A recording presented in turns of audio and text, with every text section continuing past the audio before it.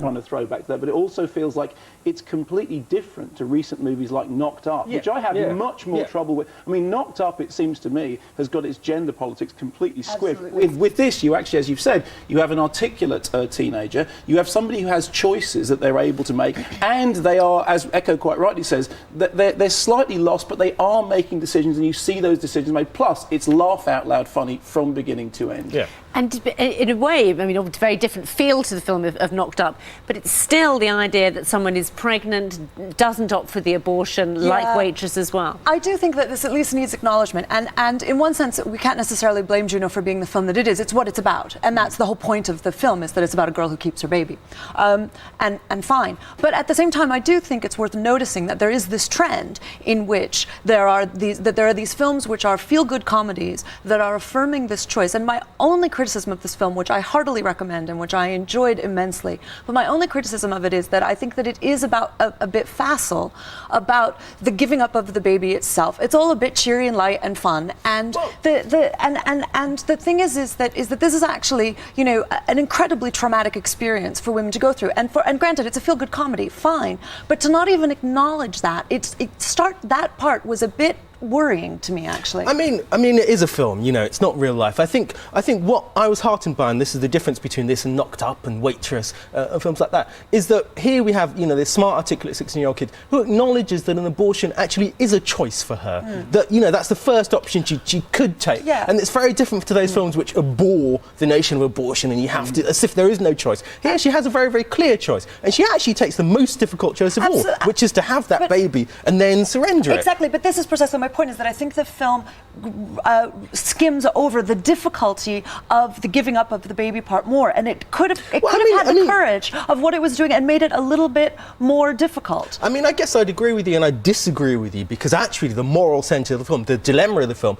is when she realises the consequences, not exactly of giving up the baby, but of where the baby may go to, and the couple, you know, How do you think it manages that transition from comedy towards an ending that is more sort of pathos, really? Well, I think it's a couple of things. Firstly, it is a very well written screenplay. I mean, she is a very good writer, and it's smart and it's funny, it's intelligent. As I said before, I think that Ellen Page's performance is crucial to it. It's easy to imagine that role in anyone else's hands and falling down flat. It's an interesting point, this thing about the difficulty that is or isn't flagged up at the end in terms of giving the child up. I think that actually, in Ellen Page's performance, you do see what I think is more than just melancholy, is more than just flippancy, because actually the thing that defines her character all the way through the rest of the movie is total flippancy, you know, towards it. And I think there is more depth there. And I would also say, although I understand what you're saying, compare that to the ludicrous morality of Knocked Up, which says that, you know, in the end, the woman will marry the man or stay with the man because she's pregnant. There was also a greater depth, I thought, too, in the other characters in the film, in the parents. In a lot of teen movies, they're just ciphers, aren't they? But they're very well played. Well, I mean, it's not really a teen movie, is it? Because all the characters, the teenagers are very grown up. The teenagers don't really deal with teenage issues. You know, there's a love story at the heart of it, and the 16-year-old boy who gets Juno pregnant is old beyond his years. He's kind of middle-aged, actually. He's a wonderful character. Yeah, you know, he's really great. Actually, you know, the real children almost. There is one character who turns out to be a child, who turns out to be not mature enough to become a father. We can't really give that away. But you know, but the central issue here is that it doesn't really play out at the high school. I do think that that's a really important part, though, is one of the reasons why I enjoyed the film so much is that every character in it is fully realized, is complex, is a human being, and they're all intelligent. They all think through the situation in intelligent ways and have smart reactions that suggest a complex character, a rounded character. And finally, Mark, clearly you loved Ellen Page's performance. Yes. An Oscar, do you think? I think she's got a chance of winning. I mean, I think Julie Christie's going to win the BAFTA, but I think Ellen Page has got a chance of winning the Oscar. Yeah, I really do. Bold prediction. Well, you know, and I probably jinxed any chance of it happening, but I think she's got a chance. Okay, we're going to get back to you on that one. Well, Juno Certificate 12A is in cinemas now.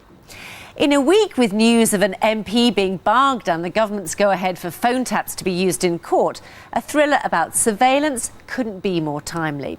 The Last Enemy on BBC One is set in the near future, when Britain's become a security state and every movement is watched. The writer, Peter Berry, hopes that this new 5-part drama will feed into current debates about ID cards and civil liberties. At the heart of The Last Enemy is a new super database, Total Information Awareness, which is being created by the government. Soon to encounter this is Stephen Ezard, a brilliant mathematician played by Benedict Cumberbatch, returning to London for his brother Michael's funeral. Who are you? Yassim, Yassim who? same as you, Ezard. I'm Michael's wife. Well, he's a widow. I didn't know Michael was married. I knew he had a brother. A famous one, too. Ezard's theorem. There's a woman lying in there, unconscious. Nadir. Nadir. Nadir who? Nadir bint Ahmed bin Saleh al-Fulani. Well, she looks very ill. She is. Ill enough to need a doctor. I am a doctor. So, Mark, the topicality of the theme, do you think this helps the drama? Well, I mean, clearly, you know, it's a good news angle. Here's the thing: the drama starts with the opening episode. I think is 85 minutes long, which I have to say felt to me like it was sort of like Syriana-like. There was a little bit of outbreaking. There's a virus thing happening over here, and over here there's some phone tapping and some bugging, and people going. The first episode I really found very, very troublesome. I have to say, as it went on, I've seen 4 out of the 5 now.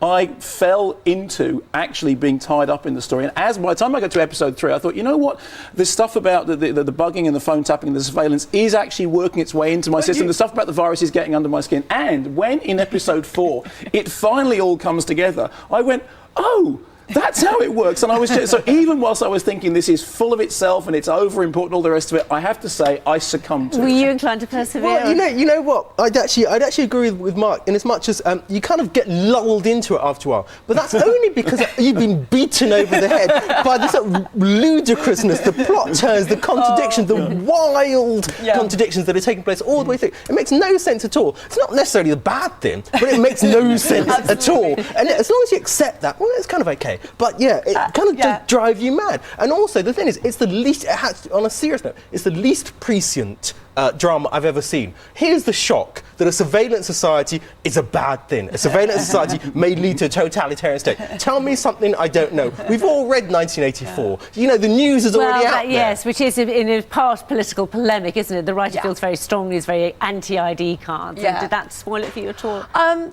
not really, because I'm kind of sympathetic to that, so that was fine. For me, I think that I agree with Echo that the huge holes in the plot were very hard to get around, and the characters who suddenly do, without giving anything away, do things that are completely implausible on a dime. The real problem for me with this show was that the central character, they felt the need to. It's a conspiracy theory, and it's a kind of Hitchcockian ordinary man caught up in in this a mysterious world of espionage that he doesn't understand and out of his depth. What they do in order to get him to pursue this, instead of doing the Hitchcock line of making him an innocent man wrongly accused, which is why all Hitchcock heroes have to solve the mystery, they give him the most ridiculous, flimsy, emotional motivation. There's supposed to be this love story that's driving him through it, and there's a big hole where a motivation ought to be, as well as a hole where a plot ought to be. He is a very unusual hero, though, isn't he? I mean, he's a mathematician. He's got obsessive compulsive disorder. He's always washing his hands. Yes. I mean, does that? Well, there are things about his character that could be interesting. I think actually they're not made very interesting. In terms of that love story, if it weren't Anna Maria Marinko, who I think is a terrific actress who we saw in 4 months, 3 weeks and 2 days, I think it's a Romanian film. Yes, absolutely. And this is shot part here and part there. I think part in Romania. I think it would fall down a lot more. As far as that thing about it not being prescient is concerned, yes, of course, you're absolutely right. Everybody thinks ID cards are a bad idea. Everybody thinks it's wandering around in massive big security suits. Clearly, it's a bad thing. Absolutely. And there's nothing in it that you haven't seen, for example, in Terry Gilliam's Brazil, which was like 1983. However, by the time you get to the fourth episode, and you're right, maybe it is bludgeoning. I'm telling you, when it finally is revealed, I went, oh, it's that. I guess but how well do you think it depicted the near future? It doesn't. It's like it just doesn't. It's like you could write that on the back of an envelope.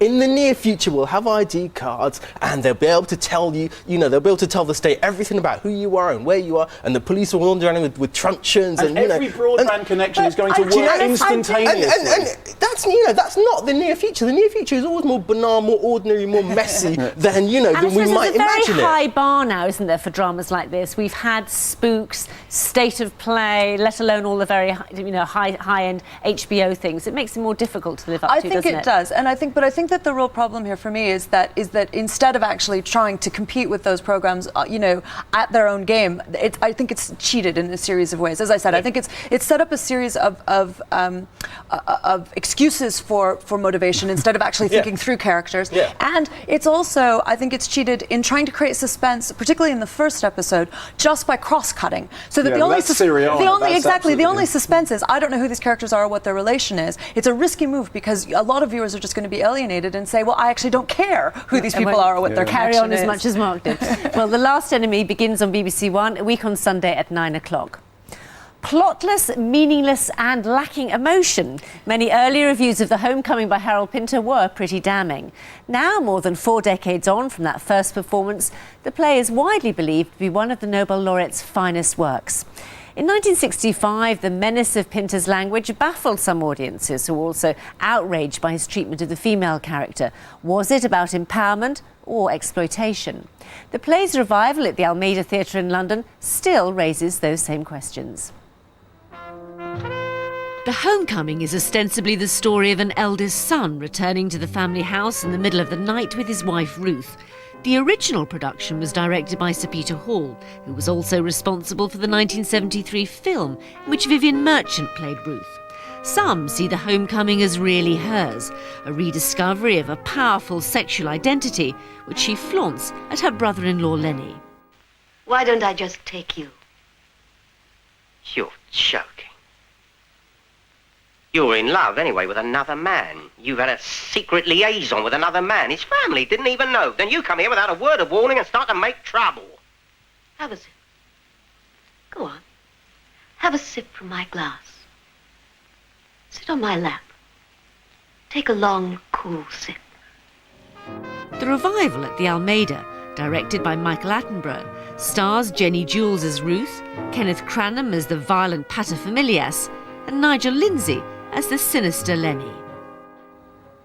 Sarah, did you think this play still had the power to disturb in the same way that it did 50 years ago? Oh, definitely. I was extremely disturbed, but possibly not for the reasons that Pinter might have hoped. Certainly the play raises the issues of power, sexuality, brinksmanship, all of those kinds of, Pinter as the connoisseur of the zero-sum game and the way that sex plays into that. The problem for me is that with this production is that it's played for laughs.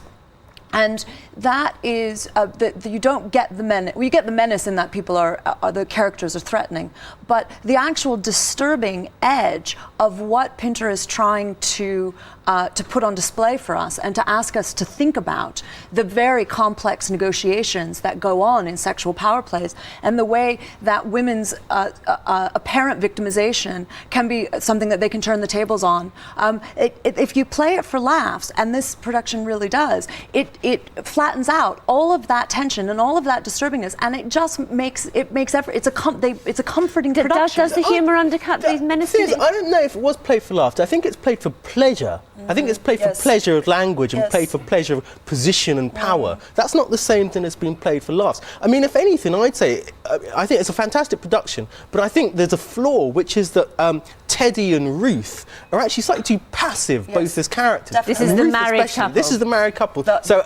Coming home. Exactly. So the whole plot turns on Teddy initially, but then on Ruth and her increasing power and increasing dominance, really, over this terrible tribe of male characters. But actually, as she's played by Jenny Jules, in fact, she seems to disappear somewhat and appear and disappear throughout. And as a consequence, you don't get this sense that actually the real menace, the real tension, the real potential terror or power, at least, lies with her as a character. Absolutely. Well, that's a central question of the play, isn't it? Is she being dominated or is she the powerful character? Well, I think the central problem here is I don't like the play. I don't think there's any problem with the production. I mean, I think Ken Cranham is always reliable. I think even Danny Dyer, who I've always had a problem with on screen, the acting is very good. What it shows is that actually, I think the gender politics of it and the look incredibly dated. I think its argument about female empowerment is bordering on the farcical. And I think what's interesting is this: the most recent thing that Pinter did was he rewrote rewrote Sleuth for the screen, did a rewrite of Sleuth, and this same argument, this same story about men arguing about the ownership of women, he's still doing exactly the same thing in Sleuth, and it is every bit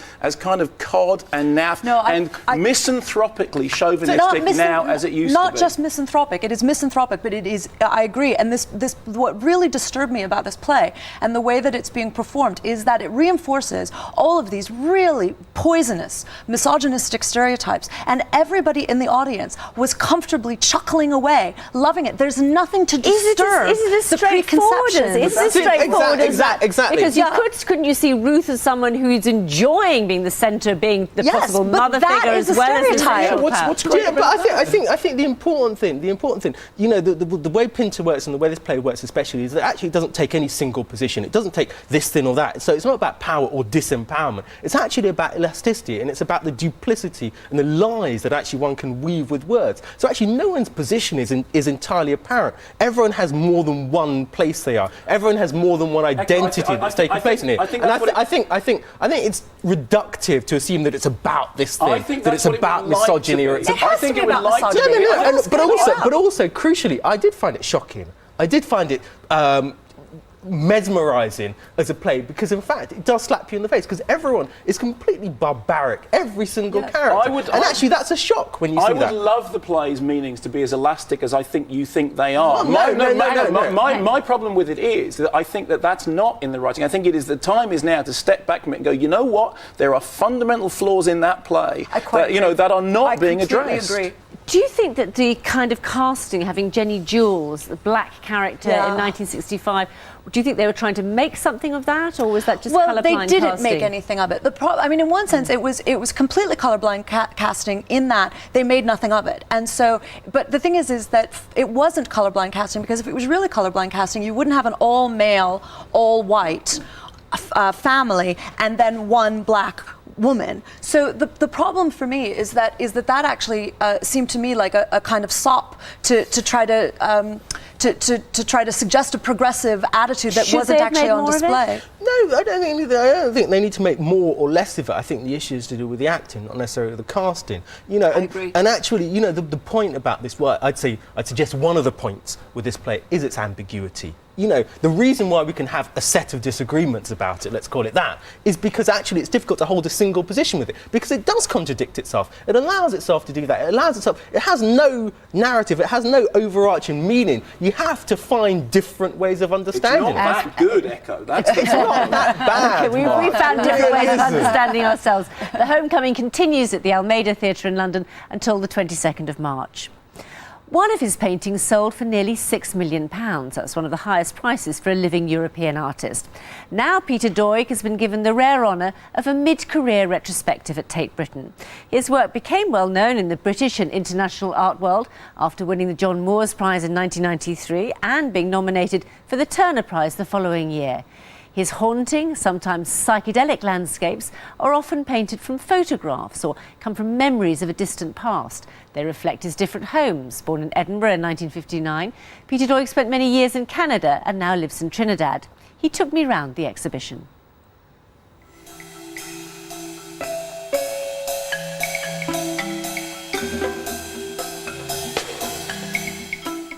The catalyst for many of your paintings is sometimes a photograph, sometimes a piece of film, and we can see it in this painting here with the image of a canoe. The fact that it was Friday the 13th and a horror film had no real interest for me, really. It was more that this particular sequence in the film reminded me of painting, reminded me of paintings by artists like Munch, kind of northern paintings, paintings that evoked a strong mood and things like that. And so in a way I wanted to take painting take the painting back out of the film. When you were at art school, a lot of your contemporaries were into conceptual art. Did you feel that you were in any way isolated being a painter? No, because I think that, you know, if you believe in painting, which you do if you make paintings, then it's its own separate world anyway. It's kind of it's a niche area, and that's one of the sort of things that's so attractive about it, really.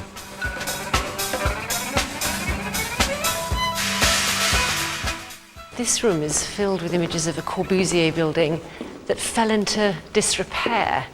And you get a very strange, I think, haunting, disorientating kind of quality to these paintings. It was the mood of the place that interested me. The building's very close to Verdun. You know there was a lot of people killed around there in the wars. There's graveyards all around the area. I don't know, it just seemed quite somber, really.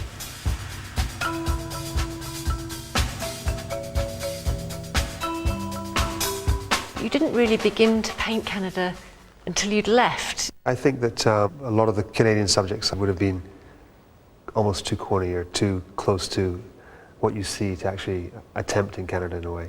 Do you have a fear of that, of over-romanticising things, of creating something that could be regarded as sentimental? You know, there's a fine line, really. And I think sometimes the paintings are kind of on that edge, but that was the challenge, really. This is an incredible opportunity to kind of reflect on, 18 years' work. It just allows you to have a good look at what you've done, really, and see the connections where you maybe thought connections weren't. I don't know, it makes you feel fairly positive about making another painting.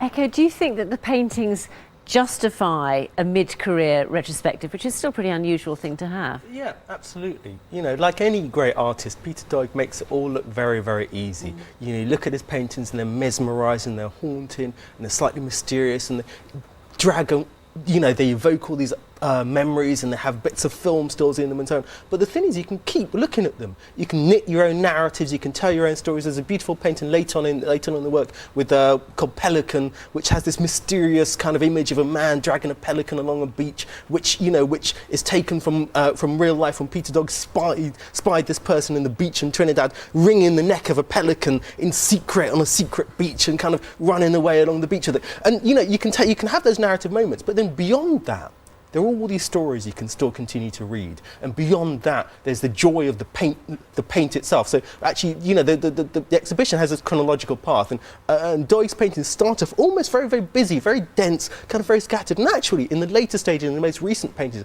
they become almost invisible, almost hallucinatory, as his style has evolved, got simpler, but also deeper at the same time. But the continuum, the idea of painting from not from real life, but from photographs. I mean, in fact, that the painting Pelican that you mentioned was from a small postcard of a fisherman in South India. Was what actually it was. He saw the pelican being killed, but he also used this small image as well, which he does. I mean, he uses bits of film as well, doesn't he? Well, look, as somebody who loves horror films as much as I do, what's not to love with this exhibition? And it's not just Friday the 13th. It's like the boiler house, in which you have the vision of this house behind trees. It's very, very Evil Dead. It's very much the shack in the woods. All these buildings all look very sinister. I mean, he has a very horror film kind of eye. Now, it's interesting that he said in that interview there, he said, it's not relevant that Friday the 13th is a horror film. When I look at that, I see Munch, for example. I'm trying to get that back. Well, actually, of course, Sean Cunningham, who made Friday the 13th, comes from an art school background, and he knows the Munch that's in Friday the 13th in the first place. So it is cyclical. We shouldn't dismiss that. But I thought, what I see in this exhibition is, I see hints of that kind of that Lynchian sensibility, of the strangeness of the woods and the building together, the reflected surfaces, the canoe, which obviously evokes not just Friday the 13th, but also things like Deliverance, those great cinematic landscapes. It is very cinematic. I mean, the one thing I did feel was I was told by the curator that in order to fully appreciate the paintings, one must stand very close to them. I found you have to stand quite a long way back, like seeing them on a cinema screen. And also they are unashamedly beautiful, aren't they? There's such beauty there. Such a relief. I mean, I'm actually very hostile to the kind of the standard sort of art world take at the moment, it seems to me, which is this notion that if it's beautiful, it must be stupid, sort of like a blonde or something, right? You can't be beautiful and intelligent at the same time. And one of the great things that he does is reclaim beauty and say that this can be beautiful to look at. The colors can be incredibly vibrant and vivid, and your body kind of, at least for me, I felt like you kind of respond physically to the color, and yet there can be an intelligence behind it. There's a critical intelligence, a critical eye.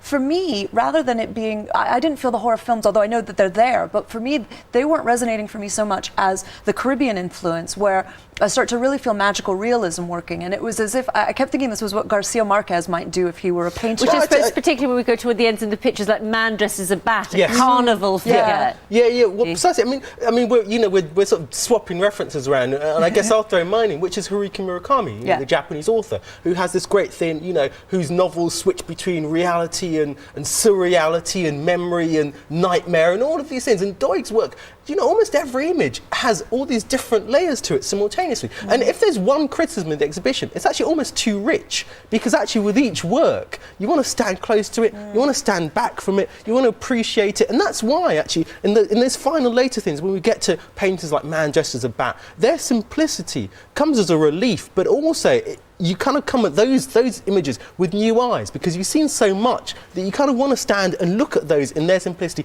with, almost with more concentration than you would to some of the earlier works. But if you're throwing references, into the hat, then take, for example, the white girl in the trees, the image of this kind of stark image of a girl, surrounded by this kind of that to me is the Brothers Grimm. I mean, that seems to have a very, very literary background. It's not just a visual background. Exactly. It is definitely. Well, I mean, I'll tell you, you mentioned the cinematic thing, and I'll tell you what happened to me. Went through this whole show, completely loved the show, and I came out of the Tate Britain onto the steps of Tate Britain, and I looked out across the water across the road to the Thames, and the kind of sun was beating down on the Thames, and I had that feeling, when you come out of a cinema and you come out in the daylight and everything dazzles you and everything looks anew. I had precisely that feeling that I was looking at the world anew, and for me that's the mark of a great painter, when they can make you look at the world through fresh eyes. Now that's Oscar Wilde, life imitating art.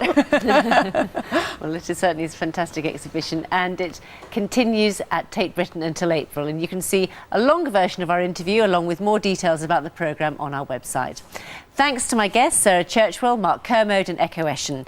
Newsnight Review will be back next Friday at 11 with items including Kevin Spacey and Jeff Goldblum on stage, and Julie Christie's Oscar and BAFTA nominated performance in Away From Her.